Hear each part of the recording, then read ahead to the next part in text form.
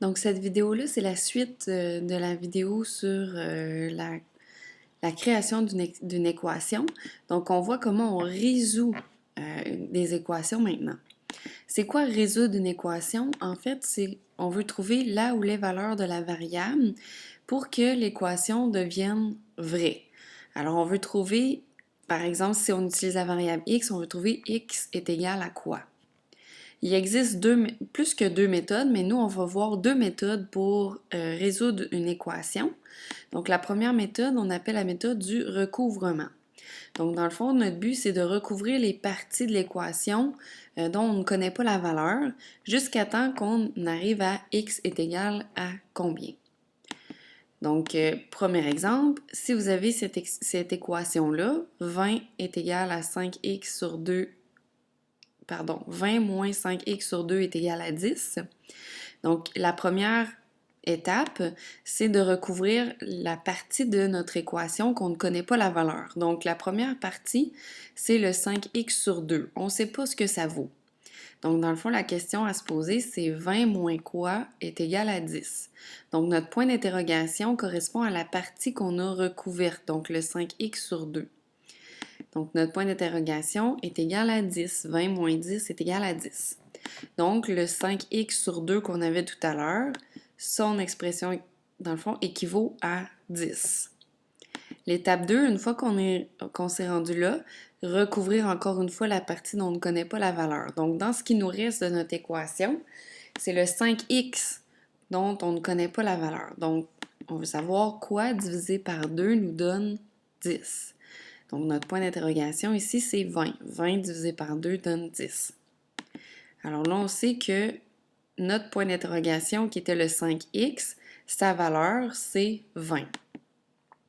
Alors, l'étape 3, rendue là, la partie dont on ne connaît pas la valeur de l'équation, c'est le x. Maintenant, on se retrouve juste avec x. Alors, on veut savoir 5 multiplié par quoi donne 20.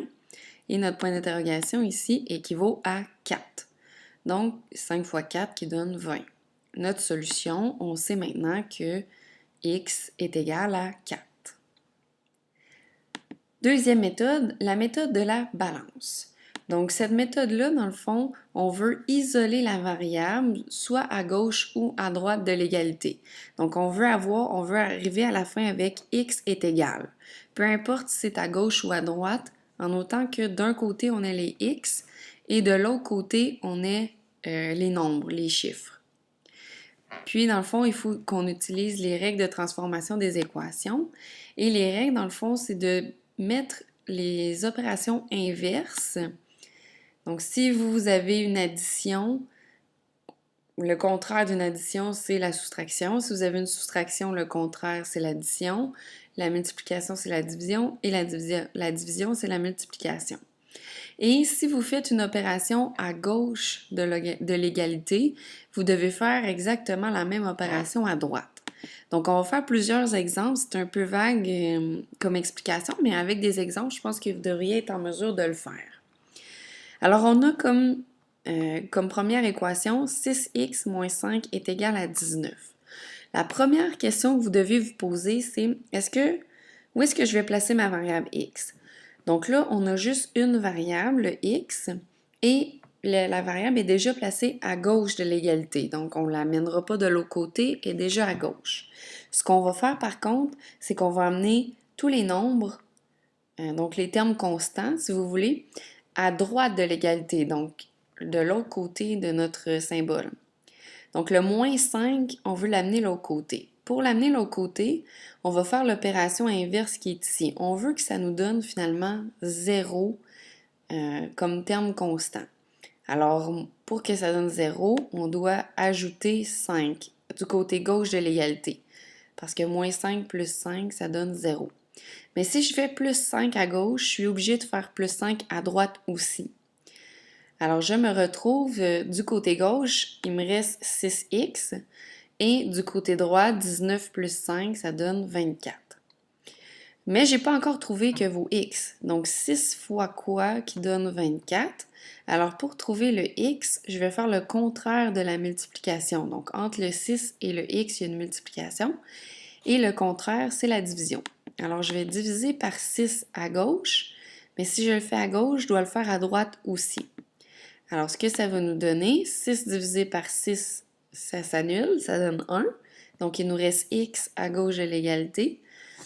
Et puis, 24 divisé par 6, ça nous donne 4. Alors, on sait que x, sa valeur, c'est 4. Deuxième exemple. À la lettre B, vous avez 3x sur 2 est égal à 9. Donc là, la première chose qu'on veut enlever, c'est notre division par 2. Pour enlever une division, le contraire de la division, c'est une multiplication. Alors, on doit multiplier par 2 à gauche de l'égalité, mais si je fais fois 2 à gauche, je dois faire aussi fois 2 à droite.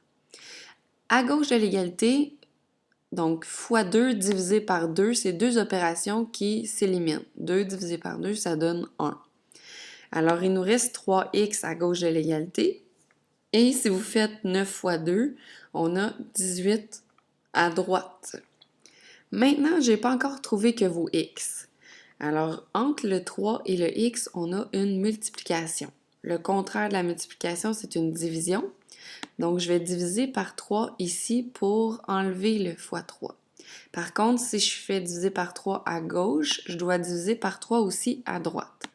Alors, du côté gauche de l'égalité, il me reste le x. Et du côté droit, 18 divisé par 3, ça nous donne 6. Alors, la variable x, dans ce cas-ci, était égale à 6. Troisième exemple, j'ai 5s moins 7 est égal à 2s.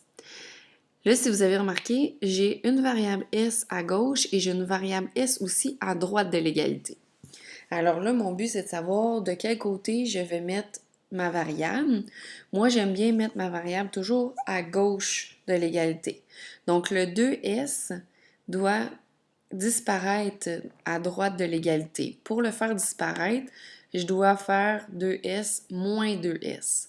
Et si je le fais à droite, je suis obligée de le faire à gauche aussi. Donc, 5s moins 2s, ça nous donne 3s moins 7.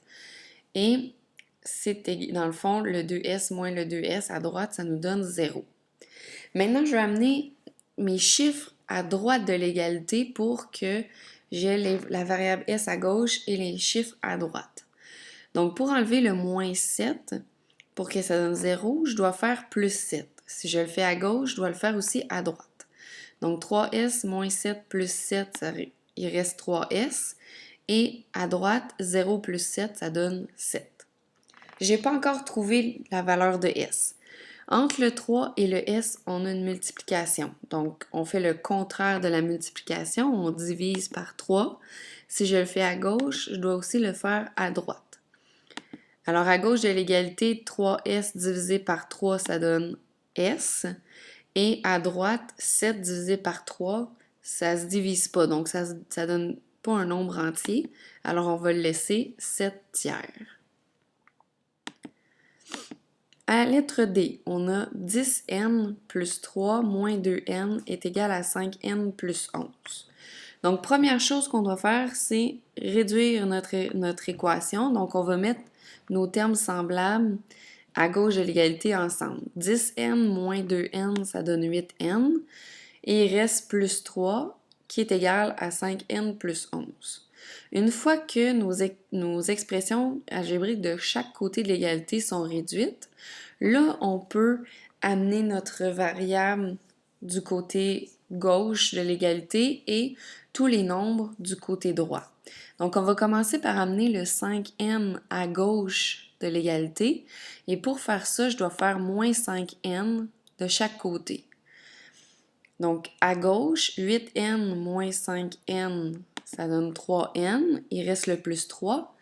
Et à droite, 5n moins 5n, ça donne 0. Et on a le 11 qui reste. Maintenant, je vais amener le plus 3 de l'autre côté. Donc, pour l'amener de l'autre côté, je dois faire moins 3.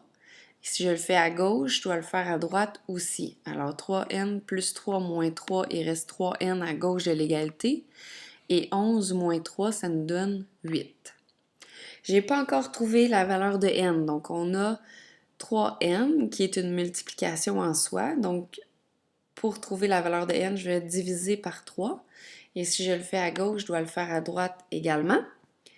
Et 3 divisé par 3, ça donne un n. Donc n. Et 8 divisé par 3, encore une fois, ça ne donne pas un nombre entier, donc on va le laisser 8 tiers. Le dernier exemple, à la lettre E, on a une équation dont tous les termes sont des fractions. Quand vous avez ce genre d'exemple-là, on veut avoir pour toutes les fractions le même dénominateur. Donc, on va s'assurer que, par exemple, dans la première fraction, on va faire x4 pour que notre dénominateur soit 8 partout. Alors, on va faire x4 à la première fraction et x2 à la deuxième.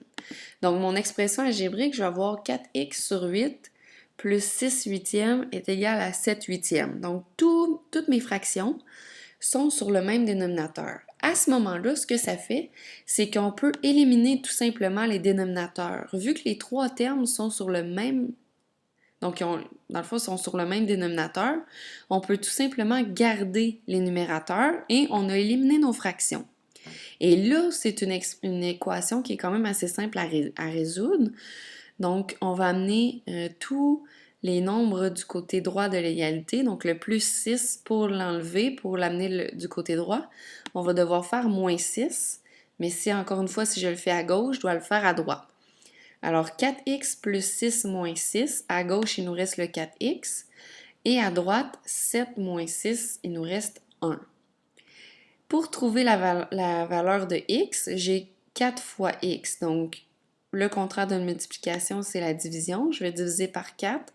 Et si je le fais à gauche, je dois le faire aussi à droite. 4x divisé par 4, il reste 1x, donc x. Et à droite de l'égalité, 1 quart, ça reste 1 quart.